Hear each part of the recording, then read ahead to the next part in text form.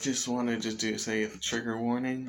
It's a video about talking about serial killers and bodies and all stuff like that. So you're warned.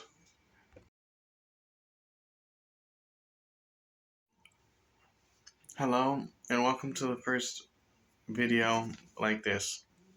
In this one, I'm going to be talking about if Jack the Ripper and H.H. Holmes are the same person, and a little bit about each of them. H.H. Holmes is considered America's first known serial killer. He was born in 1861 and he studied medicine at a small school in Vermont before getting accepted into the University of Michigan Medical School.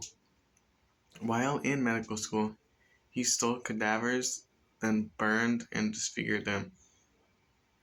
In 1884, Holmes passed his medical exams, and in 1885, he moved to Chicago, where he started working at a pharmacy.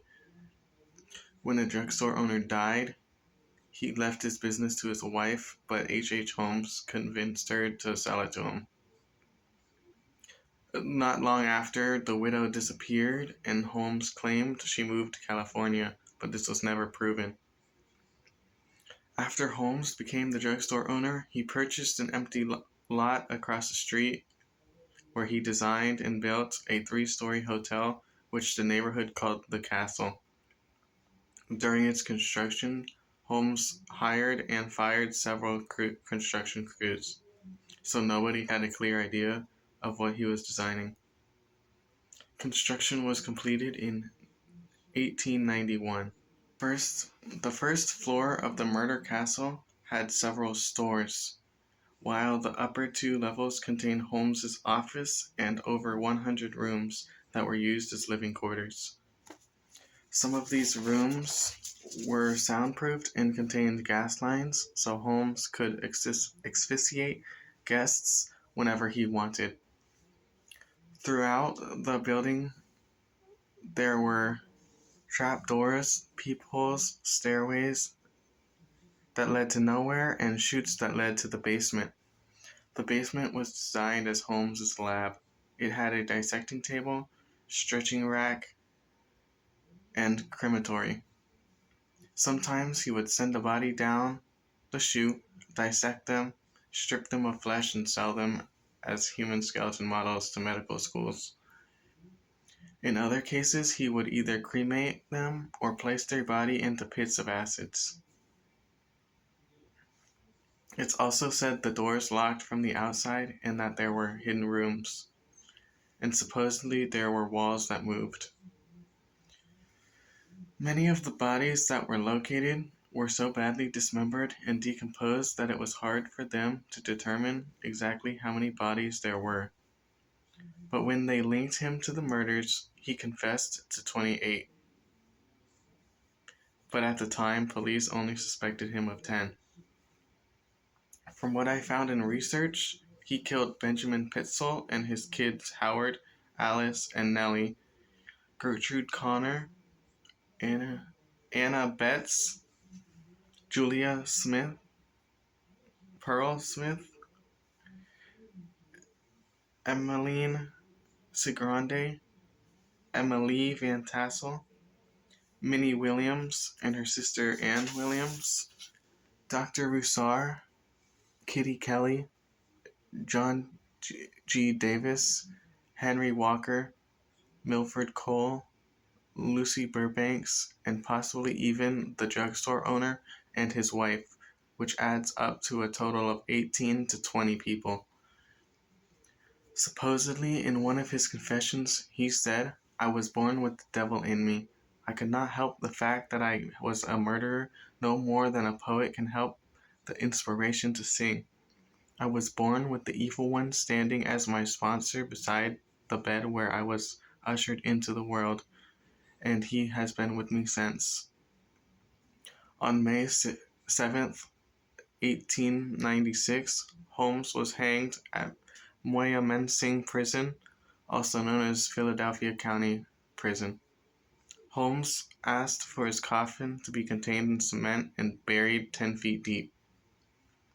When he was hanged, his neck did not break, Instead, he strangled to death slowly, twitching for over 15 minutes, and was pronounced dead after 20. Some dozen of murders between 1888 and 1892 have been attributed to Jack the Ripper, but only 5 of them were linked by police to a single murderer. The so-called canonical 5 victims were Mary Ann Nichols, Anne Chapman, Elizabeth Stride, Catherine Eddowes, and Mary Jane Kelly. According to common assumptions of the time, all the victims were prostitutes, and all but Kelly were murdered while working. All of the victims' throats were cut and their bodies mutilated in a manner indicating that the murderer had some knowledge of human anatomy. Jack the Ripper was never caught, but his murder suddenly stopped and a new Chicago-based serial killer, H.H.Holmes, was discovered, which is why some believe they are the same person. With the Ripper killings ending in early 1889 and Holmes's killings starting in late 1889, the timeline suggests that it could be possible. Based on accounts and descriptions of Jack the Ripper, multiple sketch artists were able to come up with a drawing of Jack the Ripper which looked eerily similar to H.H. Holmes. And I'll post that, or have that right here.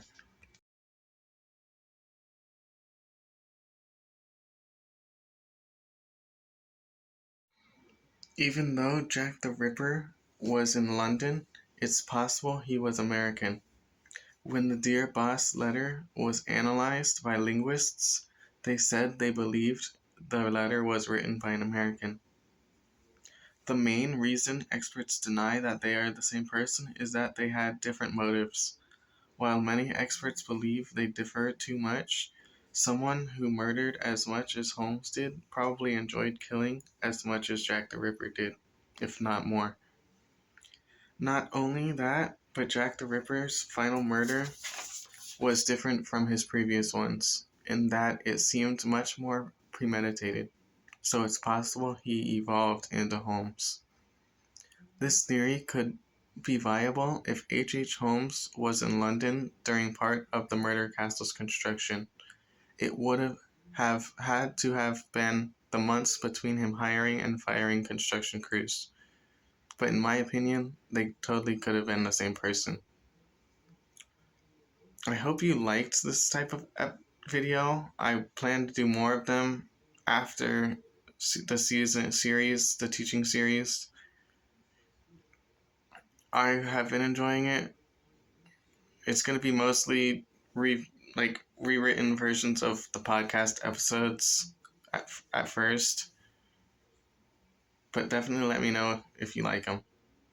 And then one last fact about H.H. Holmes is that through investigation and missing persons reports, it is now believed that H.H. Holmes could have murdered up to 200 people. I'll see you all next time.